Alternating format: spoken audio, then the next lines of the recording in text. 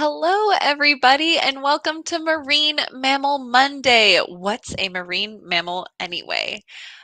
Welcome to everybody who's joining in and coming on to our broadcast here. Today, we are going to explore for our Marine Mammal Monday, thinking really critically about what makes a marine mammal and what sorts of adaptations do they have to best live in this environment, and also thinking if it could happen again, and if so, who might be the next marine mammal? So, as you're joining in here with us, as we're getting to explore what makes a marine mammal in the first place, feel free to join our chat to let us know that you're here.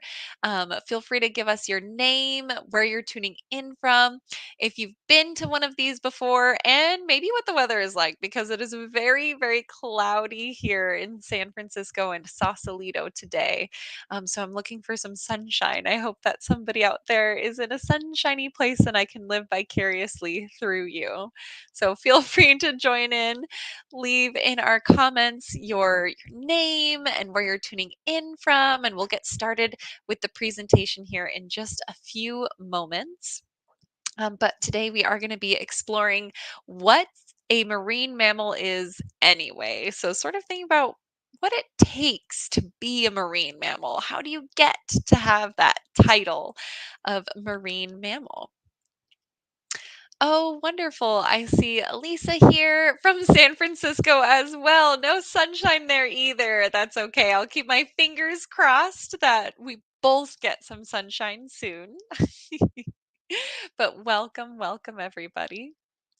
Feel free to join our chat as well. So feel free to comment sort of where you're tuning in from, your name, if you've been to a Marine Mammal Monday before, and sort of what it's like where you are. I'm seeing Sarah from the UK has lots of sun. I'm a little jealous, but maybe not of that heat wave that you're experiencing right now, too. And hello to Diane from San Simeon. Nice. So a little cloudy and a little sunshine. That sounds pretty perfect. Oh, Jules from San Diego.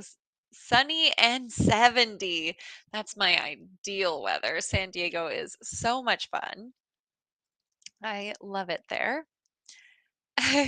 Carrie is in Concord and saying that they've got too much sunshine. So it's very hot there, apparently. So I hope that you find a nice place to cool down. But welcome, everybody. Thank you for joining in on our Marine Mammal Monday together here. We're going to get started here in just a few moments. I am going to welcome a couple of more folks that are commenting here as well. So feel free to comment your name, where you're tuning in from. And if you've been to Marine Mammal Monday before, we always love to know who's been to one of these in the past. So also, welcome to Leslie from Laguna Beach. Nice and sunny there in 70s. That sounds pretty perfect. Hello, Mel from Connecticut. Nice, and I'm glad it was sunny there today, too. Connecticut is wonderful in the summer. Okay. Well, I think that we will go ahead and get started. But as we are starting out, please feel free to join us again. Feel free to chat and ask as many questions as you'd like. Today, as we're exploring what it takes to be a marine mammal, you will have me presenting. So, hello, my name is Crystal. And managing in the comment box, we have Katie, who's going to help us out. So, she's going to do a lot of that great stuff in the comment box. Now, if this is your first Marine Mammal Monday, welcome. You are tuning in with me from the Marine Mammal Center. The Marine Mammal Center is a global leader in marine mammal health, science, conservation, and is the largest marine mammal hospital in the world. So, here at the center, we really pride ourselves on being the largest marine mammal hospital in the world, with about 1,300 incredibly dedicated volunteers that make this little nonprofit be able to function. Now, we do cover quite a bit of space. We go from 600 miles of California coast from San Luis Obispo down south up to Mendocino County up north. And throughout that range, that's again all of that space that we couldn't possibly cover without our incredibly dedicated volunteers that are making this happen for us, and also the public like you that help to report in these animals that look like they might be in need. Now, we do also have another site in Hawaii called Kaikaiola, and that means the healing sea. And so we do also operate out in Hawaii as well. Now, our mission here at the Marine Mammal Center is to rescue, rehab, research, release all of these animals. We do also like to throw in education. So you've got your four R's and an E. So for all of this, again, I mentioned that we rely on the public just like you to help us out with covering this 600 miles of California coast and also in Hawaii. So, if you see something, say something. We have a 24-hour hotline. That number is 415-289 SEAL. And that's sort of where our process begins. After we get that call, that's when we'll send out a team of trained volunteers, like you see in this top left photo.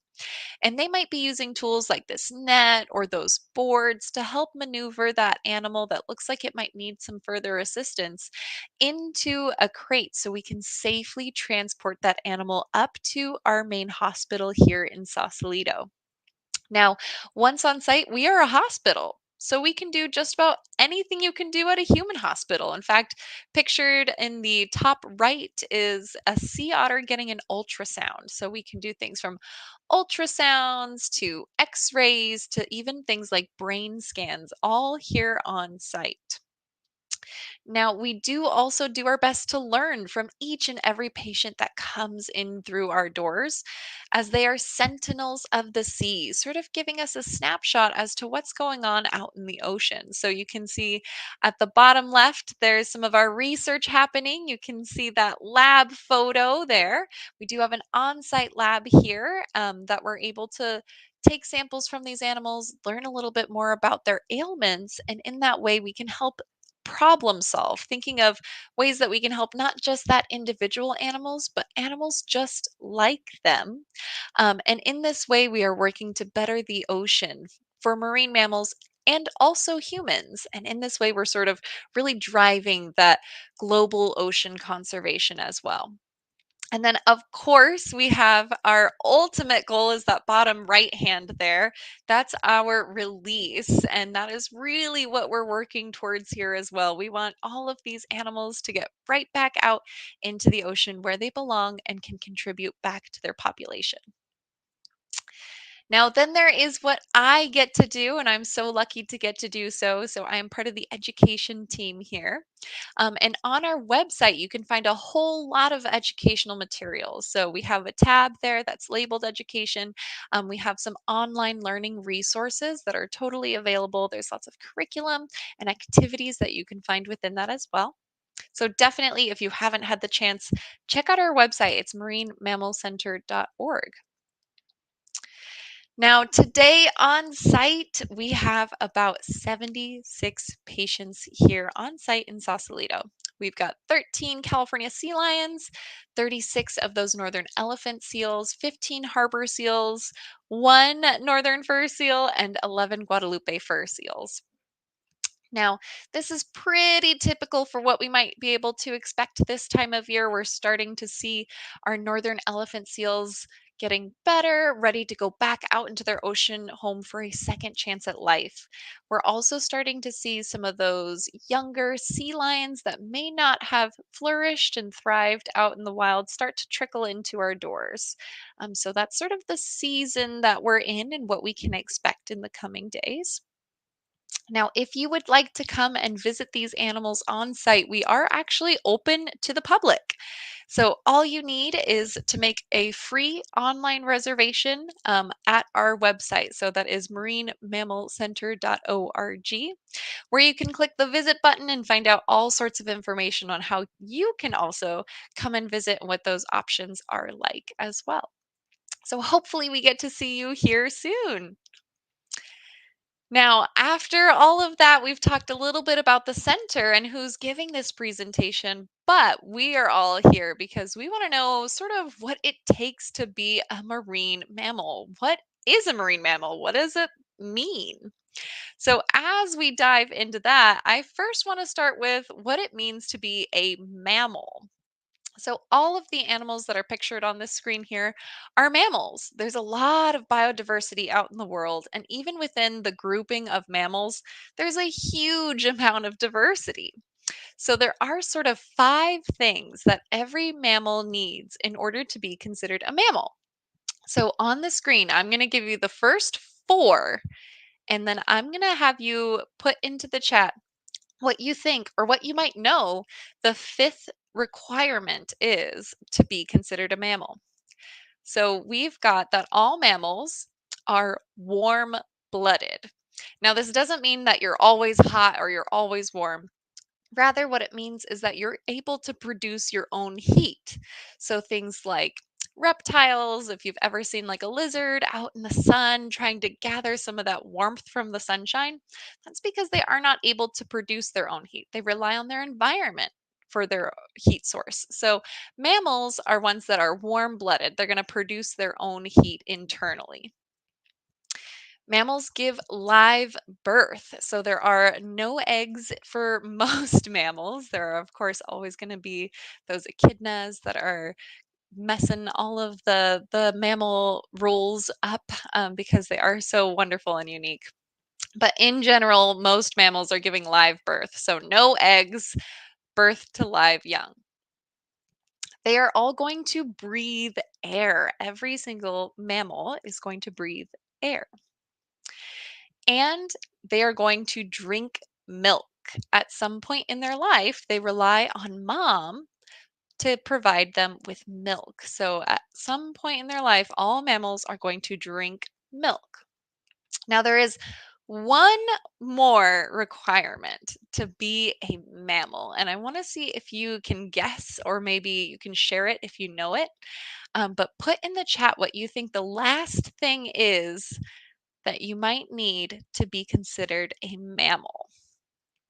This one I think is a little tricky, so I hope that I stump you a little bit because it is hard sometimes to notice.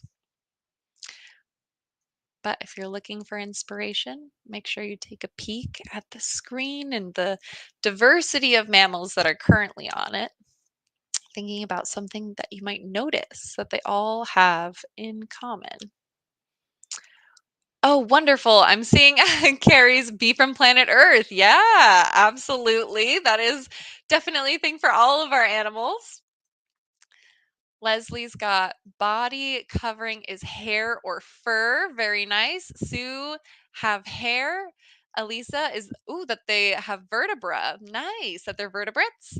Mel has hair or fur. Sarah has hair or fur. And oh my goodness, you all have got it. So while they are also vertebrates, the last thing that you need to be a mammal and to specifically fall within that category is to have hair. Now, I know what you're thinking. You're thinking about some of these mammals, like marine mammals, that appear to not have hair at all. But even whales have hair. So, whales in utero, so before they are born, actually have a lanugo coat, just like a seal or a sea lion might. And that is a lot of hair covering their body or fur that is shed typically in utero for whales. So they're going to come out and be mostly hairless. However, they do still have little teeny, mostly chin hairs, as I like to call them. So you can kind of see these teeny tiny little hairs. Typically, younger whales will have small or they'll have larger hairs, and then as they grow up, they will either decrease in size or fall out and never regrow. So we do also notice that as well. So excellent job, everybody. I really tried to stump you with that one. Now, if we're going into marine mammals, there's also a pretty big diversity when it comes to marine mammals. And marine mammals are actually defined as any mammal that specifically relies on the ocean in order to survive. So, this can take shape in a couple of different ways. So, some of these marine mammals are full time aquatic, fully aquatic animals that are spending their entire lives in the ocean. Some of these animals are spending maybe a lot of time in the ocean, but still returning to shore on either land or ice in order to do things like breeding, birthing, molting in some cases, but still spending the majority of their time in the ocean. The other thing is the words relying on the ocean to survive can often also refer to diet. So, for all of these animals, they're eating things that are derived in some capacity from the ocean. Now, I want to start with whales and thinking about what it takes to be a whale. Now, whales are really interesting because they are some of the most aquatic of them, right? They're full time in the ocean, they're never coming out. So, as they're spending all of their time in the ocean, they have these really incredible adaptations all over their body that make them best suited to this marine environment. So, before we dive into that, I would like to know, what do you think is the closest living land relative to a whale? Is it a lion, B, a hippo, C, an okapi, or D, a bear? Who do we think might be the closest living relative to the whale? I think this one's really fun too because it's a little bit weird to think about sometimes. Wonderful. I'm starting to see some answers coming in already. We've got, let's see, we've got hippo, bear. I love this. Let's see how it continues. I know that this group tends to be a pretty smart group, but I'm trying my best to stump you. We've got another vote for bear, and Okapi has a vote. Hippo has another vote. Ooh, this is so exciting. Nice. We've got another one for hippo coming in. Excellent job, everybody. So the answer is the hippo. So they have a shared ancestor, and they diverged from one another about 55 million years ago. So even though they're the closest relative, they're still pretty far apart. Now their shared ancestor was a hoofed animal that was very similar to things also like deer and cow. So they do actually Whales do actually have a chambered stomach that is very similar to ruminants like cows and also hippos. Now, a big difference here is that whales are typically ch- only carnivorous. They are carnivores and they don't chew on their cud. So they're eating meat, they're not chewing cud. But they did diverge a long time ago. 55 million years is many, many years ago. So there have been many points for adaptation and evolution within that time span. Now, thinking a little bit more about whales and sort of their return into the ocean. Now, whales have actually my favorite part about them is this weird little bone. So you can kind of see featured on the left hand side, there's a red circle around it, and there are just some little bones that kind of hang out unattached to anything else as part of the whale. These are vestigial hip bones.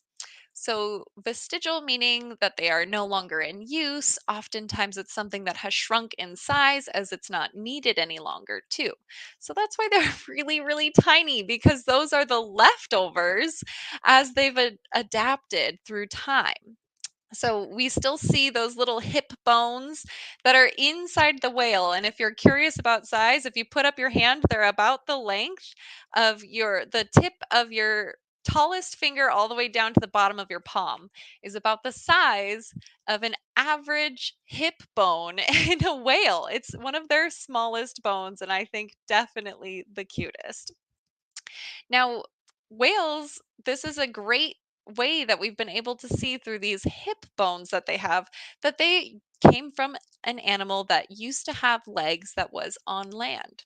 So they did return back into the ocean.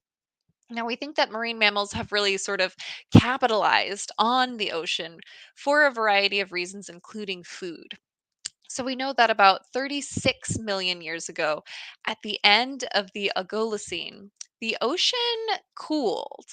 And this actually created major shifts in the circulation of the ocean. And this included a lot of nutrients moving and sort of shifting around. And this increased the amount of nutrients that were suddenly available in the ocean. And this led to life just thriving in this environment. So we know that it became an excellent place to find food. So we think that is part of how these animals ended up back in the water because there was so much food that they were able to capitalize on that situation. Now, as far as adaptations go, whales come with lots of them. So, a couple of them that I want to start with are definitely kind of some of the ones I think of first. It has to do with their heads and faces. So, whales, in order to maximize the amount of time that they're in the water, this definitely helps. And it also helps make sure that they don't have to bring their whole head up out of the water. They're breathing air. So they actually breathe mostly through their nose, which has migrated up to the top of their head over time. So their blowhole is up at the very top. And so you can see kind of the blow on the left hand side of a gray whale. And you can tell it's a gray whale because of its little heart shaped blow. It's one way that we're able to identify whales off of our California coast here. So that's the blow of a gray whale, and that's what it would be like if their nose was up on the top of their head, is exactly the way that you can think about it. The other thing that we see with our toothed whales in particular is the development of an organ called the melon. Now, if you've seen some of the Finding Dory movies, you might be a little bit familiar already. But the melon is sort of this fatty organ, it's adipose tissue that sits kind of in the front of their head here. It is the white space that is being pointed to in this diagram on the right.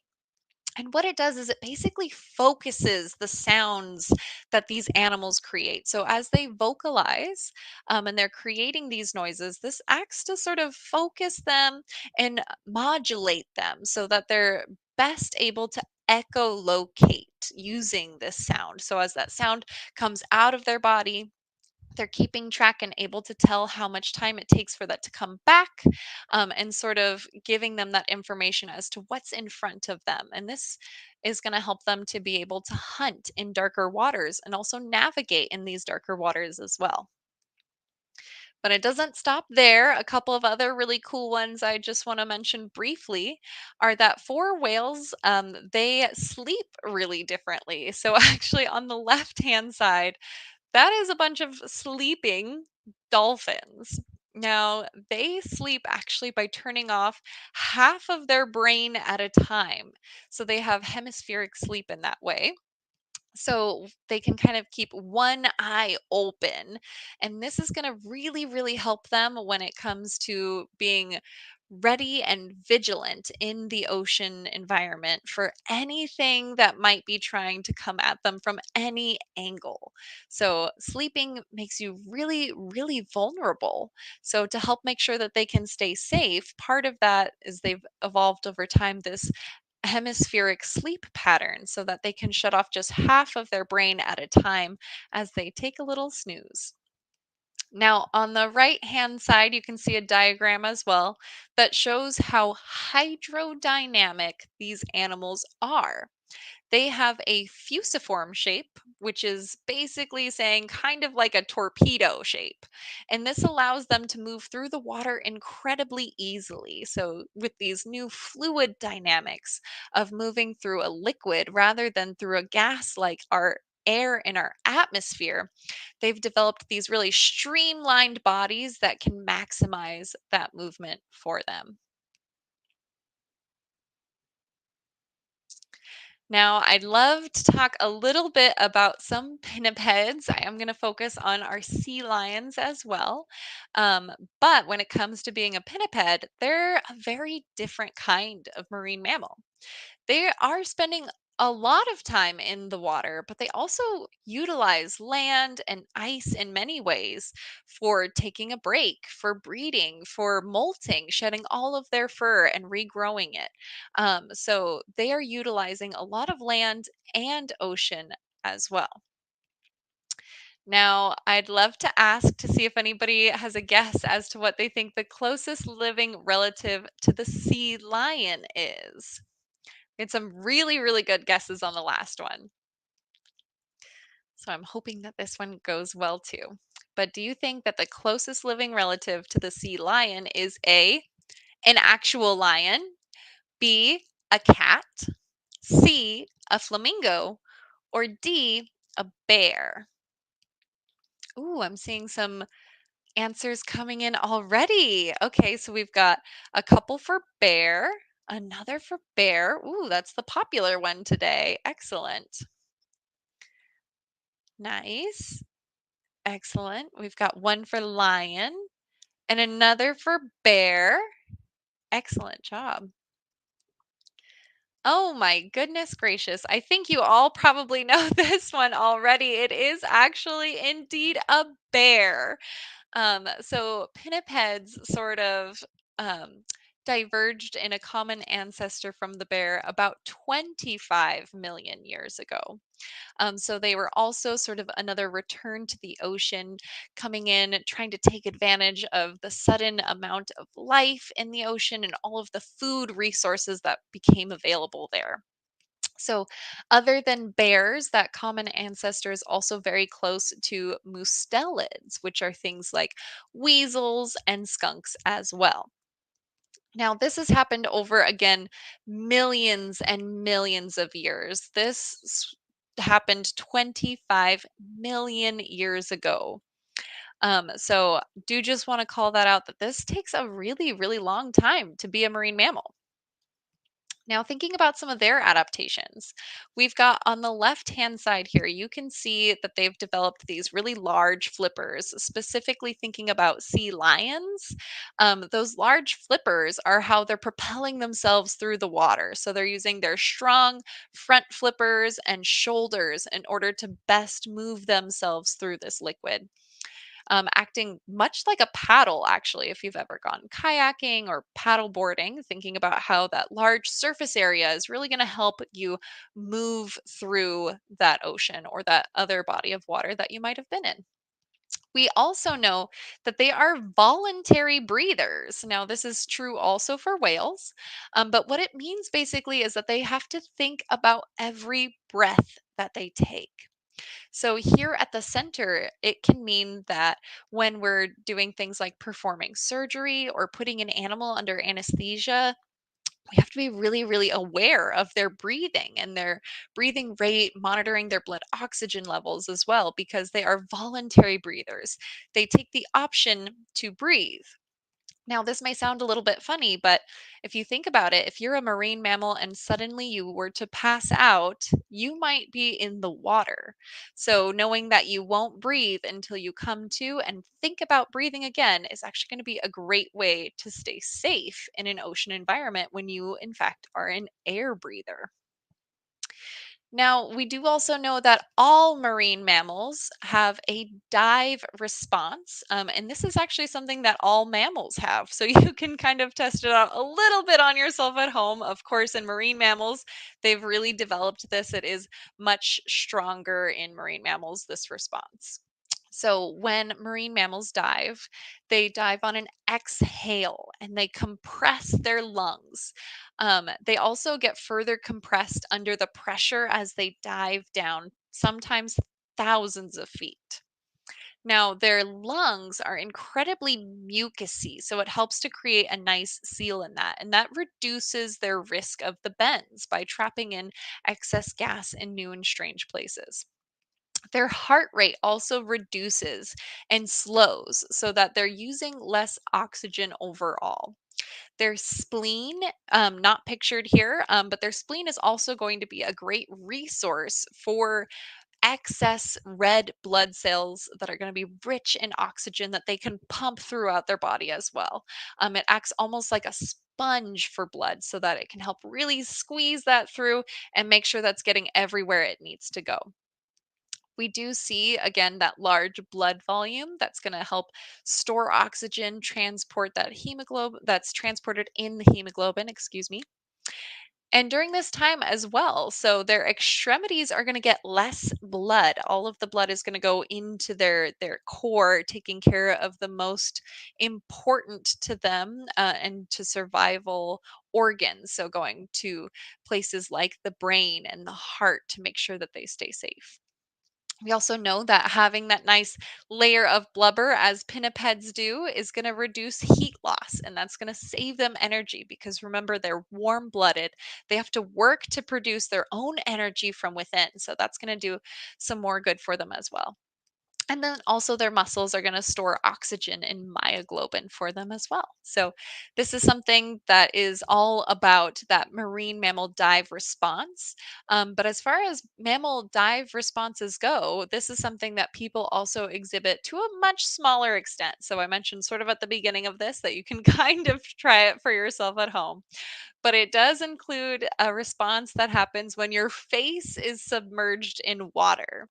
Your temperature starts to drop, your heart rate will slow. Many of the things that are very similar in this, but to a much, much smaller extent than we would see with a marine mammal that is using this dive response to their advantage on a regular basis. Now, really quickly, I just want to touch on polar bears being one of our youngest of the marine mammals, because I think as they swim, they look incredibly funny, to be honest with you. They don't have big paddle flippers like pinnipeds, or even a large tail fluke to help them move through the water. They're not fusiform in shape like those whales. They rather use really large paws that are going to be about 12 or so inches across, kind of like the size of an American dinner plate. And that's what's going to help them doggy paddle as they swim through the ocean. Now, this was all about not just adaptations, but if something like this could happen again and who the next marine mammal might be. Now, there's this really, really special place called the Great Bear Rainforest that is in British Columbia. So, on the right picture at the very top, it kind of gives you a little bit of where that is. So, it is in Canada, it's on the Pacific coast there. And everything that's outlined in the darker green is part of the Great Bear Rainforest. Now, this place is beautiful. It's picturesque. You can kind of see some of the photos of it on the left hand side. There's a lot of ocean in between those spaces. It's really mossy. It's a rainforest. It's super green and lush. It's home to many different kinds of animals, including things like deer and bears and wolves. And I want to talk to you today about what is being called the Canadian marine wolf. Sometimes I've seen it referred to as the sea wolf, and its potential to become the next marine mammal. So, this wolf is part of the gray wolf grouping that is found here in North America and throughout Canada. However, this specific group that is found in that Great Bear Rainforest is actually pretty genetically distinct from all other gray wolf species. Now, what's really interesting about these wolves in particular is you can see from this picture here, he's eating a salmon. Now, while it is pretty common for wolves around the world to eat a little bit of seafood, these wolves are eating about 26% of their diet being seafood, which is quite a big percentage. Now, when we talk about humans that rely on seafood as a big part of their diet, we're looking at humans that are relying on their diet being about 15% or more seafood. So these animals, these wolves are getting to almost twice, not quite, but almost twice that amount as the basis of their own diet. And what's really special with these animals, too, is not only are they eating a lot of salmon, but they're also eating things like clams and other things out of the water in the ocean as well. And they're able to swim for miles. So, in some of these spaces and in between some of these smaller islands that make up some of the Great Bear Rainforest region, there are little islands that are miles apart, and these wolves are actually going miles where they're swimming, which is really, really incredible. So they are able to get to some of their food sources out of this ocean. A huge percentage of their diet, excuse me, is coming out of the ocean as well. So now I have to ask you, do you think these could be the next marine mammals? Now, I think it's really, really incredible to think about this too, because this is something we've seen pretty recently with these wolves. But as we've just discovered with whales and even our sea lions, this is a process of returning back into the ocean that is taking millions of years. Now, we know that our world is changing in a way that is a little bit faster than historical. So, our climate is changing in ways faster than it ever historically has. And a lot of this is because of the way that humans interact with the world. So, as we burn fossil fuels like coal, oil, methane gas, we're releasing carbon dioxide into the atmosphere. As this carbon dioxide builds up, it's creating a gassy blanket around our Earth. Now, this thick blanket is trapping heat in the earth, and that's warming up our land, air, and sea.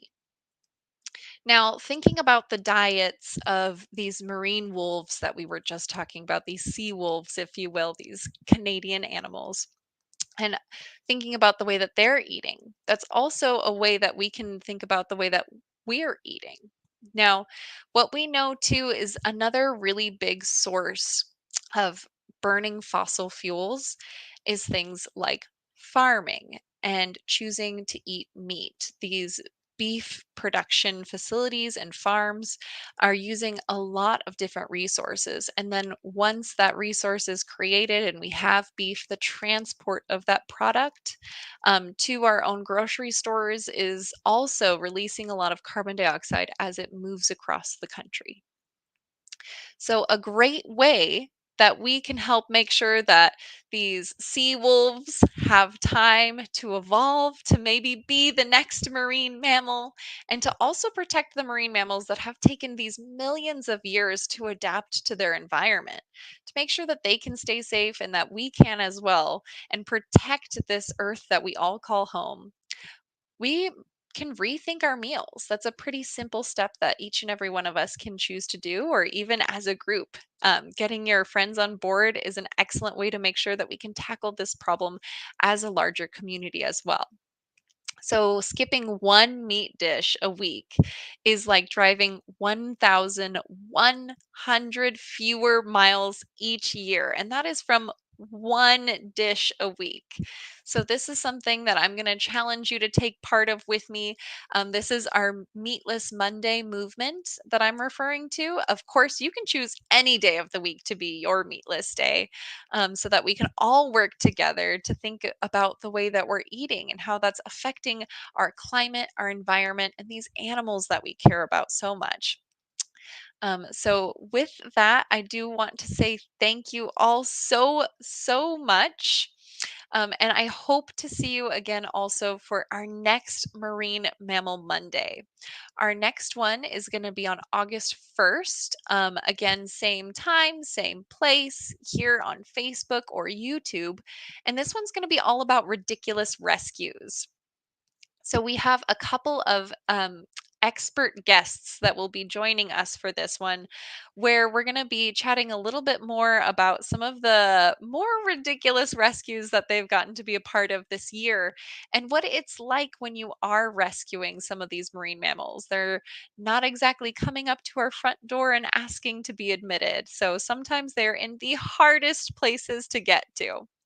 So join us again. That's going to be August 1st at 4, right here, same time, same place, so that we can think about some of those interesting rescues that the Marine Mammal Center is on as well.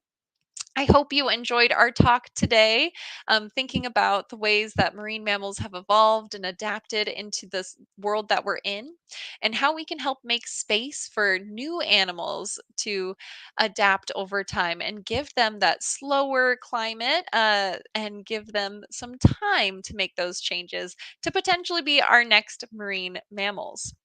Thank you all so much for tuning in. I hope you have an excellent rest of your day, and we will see you again on August 1st. Bye, everyone.